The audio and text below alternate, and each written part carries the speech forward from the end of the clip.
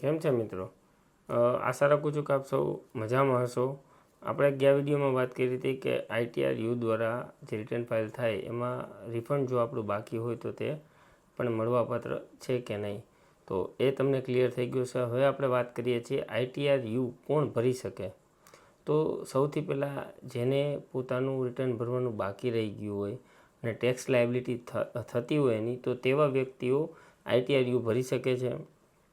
વર્ષ પૂરું થઈ ગયું અને રિવાઇઝ રિટર્ન રેક્ટિફિકેશન રિટર્નની પણ તારીખ વહી ગઈ, છતાં પણ તમને એવું પછી ખ્યાલ આવ્યો છે કે આ ઇન્કમ મારી દેખાડતા હું રહી ગયો છું, તો એ વ્યક્તિઓ તેનો જો 1 વર્ષ અંદર એને ખ્યાલ પડે છે તો 25%, અધરવાઇઝ 50% ટેક્સ એક્સ્ટ્રા પેઇડ કરી અને આઈટીઆર યુ ભરી અને પોતાની ટેક્સ લાયબિલિટી ત્યાં પૂરી કરી શકે છે કે જે પહેલાં કોઈ નોટિસ આવે તે પહેલાં.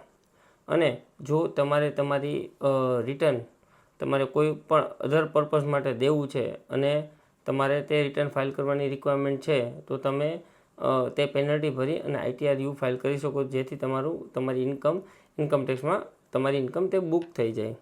તો આવા વ્યક્તિઓ આઈટીઆર યુ ભરી અને પોતાનું બાકી રહેલું રિટર્ન અધરવાઇઝ સુધારવા માટે, કોઈ ભૂલ રહી ગઈ તો સુધારવા માટે તે આઈટીઆર યુનો ભરી શકે છે, પરંતુ તેમાં કોઈ લોસ કેરી ફોરવર્ડ નથી થતો કે નથી. જો તમારું કોઈ રિફંડ બાકી હોય તો તમને મળવાપાત્ર રહેતું.